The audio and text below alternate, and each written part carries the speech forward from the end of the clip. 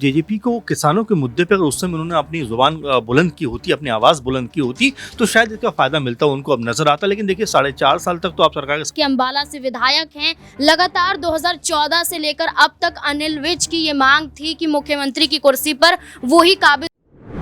सियासी साख को हासिल करने के लिए राजनेताओं के बदलते बयान न सिर्फ विपक्ष पर अपनी कुंद यहाँ पर रफ्तार छोड़ते हैं, बल्कि दूसरी तरफ देखा जाए तो अपनी ही पार्टी के लिए भी बड़ी बड़ी मुश्किलें खड़ी करते हुए नजर आ सकते हैं। ऐसी ही कुछ परिस्थितियां इस वक्त हरियाणा में देखने को मिल रही हैं। विधानसभा में कुर्सी चीफ मिनिस्टर की सिर्फ एक है और उसके दावेदार अनेक खड़े हो रहे हैं।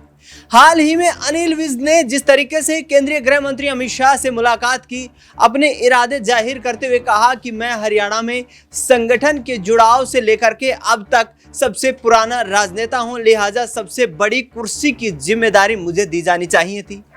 केंद्रीय गृह मंत्री अमित शाह ने आश्वासन दिया कि आप कोई ऐसी बयानबाजी ना करिए जिससे कि पार्टी के खिलाफ माहौल बनता हुआ नजर आए, लेकिन वो चिंगारी इस तरीके से सुलगती हुई नजर आ रही है कि राव इंद्रजीत सिंह आज हिसार पहुंचे। केंद्रीय मंत्री राव इंद्रजीत सिंह ने कहा कि मैंने बार बार लड़ाई लड़ते हुए ये कहा है कि हरियाणा में जब हितों का टकराव होता है तो उस वक्त हम सरकार बनाने में सबसे अहम भूमिका निभाते हैं, तो फिर हमारे साथ भेदभाव क्यों किया जाता है। चौधरी उदयभान सिंह हरियाणा प्रदेश कांग्रेस कमेटी के प्रधान, उन्होंने कहा कि पिछले 15 सालों से तो Rao Inderjit Singh waiting chief minister हैं, यानी कि हर बार जब सरकार बनने की बारी आती है तो राव इंद्रजीत सिंह को यहां पर चीफ मिनिस्टर की लिस्ट में शामिल किया जाता है, लेकिन उस सूची में उनका नाम शीर्ष पर नहीं आ पाता है। लिहाजा हरियाणा में क्या आगामी वक्त में जो 90 दिनों के बाद विधानसभा के चुनाव संपन्न होने वाले हैं, उनमें कोई बड़ा खेल होता हुआ नजर आएगा। दुष्यंत चौटाला ने अपने इरादे स्पष्ट कर दिए हैं कि चाहे कोई भी राजनीतिक समीकरण बने, बीजेपी के साथ गठबंधन नहीं किया जाएगा।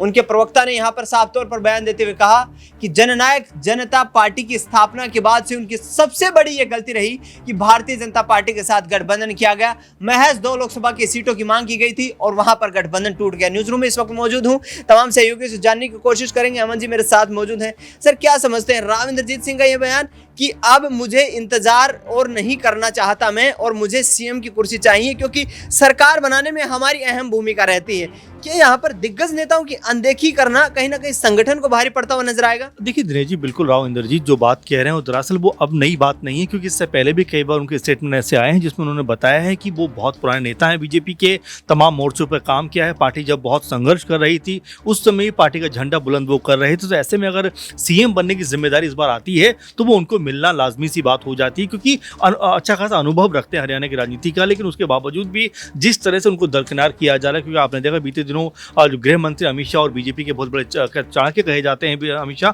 वो ये बात कहते हुए नजर आते हैं कि भाई चुनाव तो नायब सिंह सैनी की अगुवाई में ही लड़ा जाएगा। तो स्पष्ट है कि यहाँ पर जिस तरह की बात राव इंद्रजीत कह रहे हैं वो अपने आप में पार्टी के अंदर कहीं ना कहीं विरोध उत्पन्न करने वाले स्वर हैं उसको बुलंद करती हुई दिखाई पड़ती है। आप देखिए, अगर यहाँ से राव इंद्रजीत ये बात कहते हुए दिखाई पड़ते हैं, अनिल विज अगर अपने गुस्से में रहेंगे और नायब सिंह सैनी का अलग कुनबा बनता हुआ दिखाई पड़ता है, तो आप ये मानिए कि बीजेपी के लिए बहुत मुश्किलों वाला सबब बन सकता है। क्योंकि वैसे भी लोकसभा चुनाव के अंदर बीजेपी 5 सीटें हार चुकी है लोकसभा की। अब यहां से अगर चुनाव होते तो बीजेपी को इसका खामियाजा उठाना पड़ेगा। किसानों का बड़ा मुद्दा, उसको अब दुष्यंत चौटाला उठाते हुए नजर आ रहे हैं। ये कह रहे हैं कि 4.5 साल तक मैं सरकार में था, एमएसपी पर एक एक दाना खरीदा गया, अब की बार सरकार से मैं दूर हुआ और किसानों को फसल बेचने के लिए यहाँ पर दर दर की ठोकरें खानी पड़ी। तो क्या किसानों का वोट बैंक यहाँ पर कैप्चर करने की कोशिशें एक बार फिर जेजेपी करती नजर? देखिए बिल्कुल जाहिर सी बात है, क्योंकि जेजेपी को किसानों के मुद्दे पर अगर उस समय उन्होंने अपनी जुबान बुलंद की होती, अपनी आवाज बुलंद की होती, तो शायद इसका फायदा मिलता उनको अब नजर आता। लेकिन देखिए 4.5 साल तक तो आप सरकार के साथ रहे,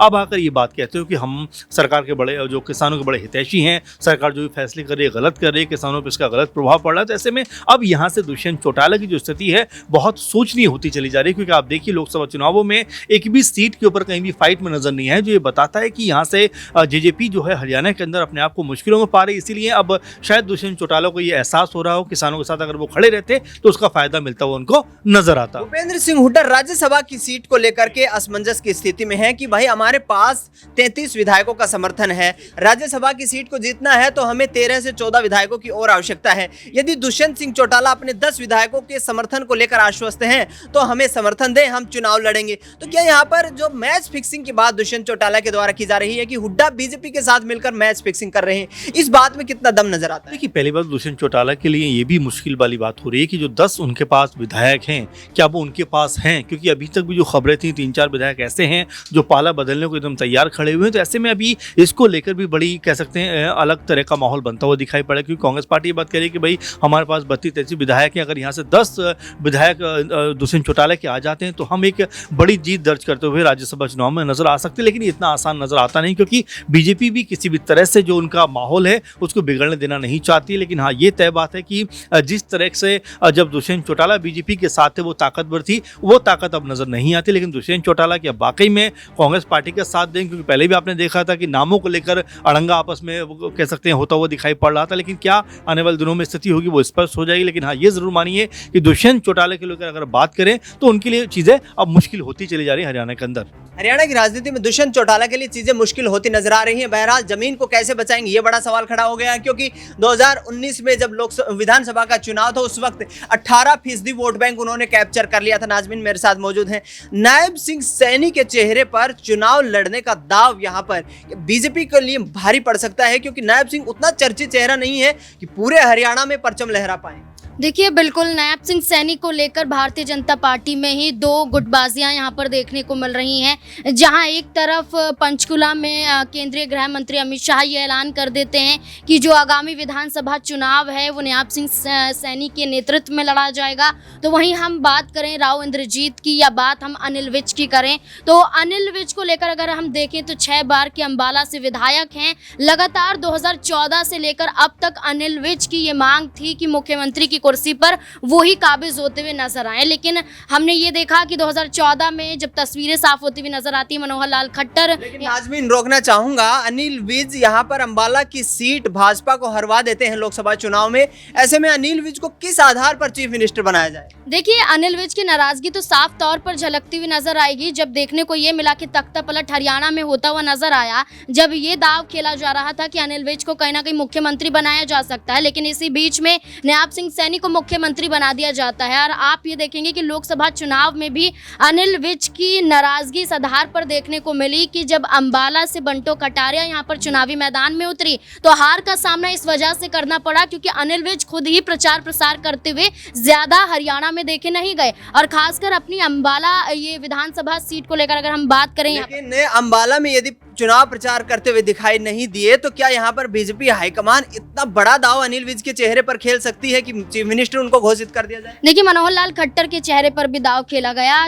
दाव यहाँ पर नायब सिंह सैनी के चेहरे पर भी खेला जा रहा है। यहाँ पर राव इंद्रजीत भी बड़ी मांग करते हुए नजर आ रहे थे। गुरुग्राम से उन्होंने तो चुनाव भी जीत लिए हैं। अब आप देखिए, उनकी मांग तो अनिल विज के साथ की ही है। जब मनोहर लाल खट्टर मुख्यमंत्री बनाए जा रहे थे तो अनिल विज के साथ राव इंद्रजीत भी थे। तो राव इंद्रजीत तो सांसदी का चुनाव भी जीत जाते हैं, तो वो तो कहीं ना कहीं नायब सिंह सैनी के आगे नजर आएंगे। लेकिन राव इंद्रजीत को भी कहीं ना कहीं साइड कर दिया जाता है। तो इस आधार पर अनिल विज की नाराजगी, राव इंद्रजीत की नाराजगी जायज नजर आती है। लेकिन जिस तरीके से भारतीय जनता पार्टी उम्रदराज नेताओं को साइड करती हुई दिखाई दे रही है, कहीं ना कहीं ये दावा किया जाता है कि भारतीय जनता पार्टी अब 75 साल से ऊपर के लोगों को या 75 साल के करीब के लोगों को यहाँ पर राजनीति से दूर करने की कोशिश या बड़े पदों के लिए या बड़ी जिम्मेदारियों के लिए कहीं ना कहीं हटाती हुई नजर आएगी। तो इसमें अनिल विज और राव इंद्रजीत का नाम भी देखने को मिल रहा है। लेकिन अब ये देखना होगा कि हरियाणा में अनिल विज और राव इंद्रजीत की जो नाराजगी है कि नायब सिंह सैनी पर भारी पड़ती हुई नजर आएगी या भारतीय जनता पार्टी अपना फैसला बदलती हुई नजर आएगी। चुनाव से ठीक पहले हुए राजनीतिक गर्मी के इस माहौल में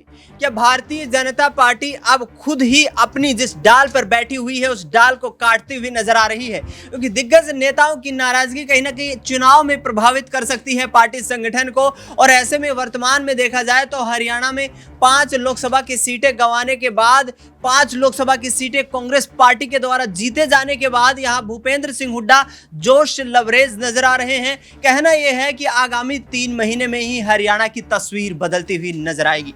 देखना यह होगा कितना बड़ा सियासी उलटफेर हो पाता है, या फिर भारतीय जनता पार्टी हरियाणा में हैट्रिक लगाती हुई नजर आती है। फिलहाल न्यूज़ रूम से इस खास कार्यक्रम में इतना ही। देश दुनिया की तमाम बड़ी खबरों के लिए आप देखते रहिए SPN9 न्यूज।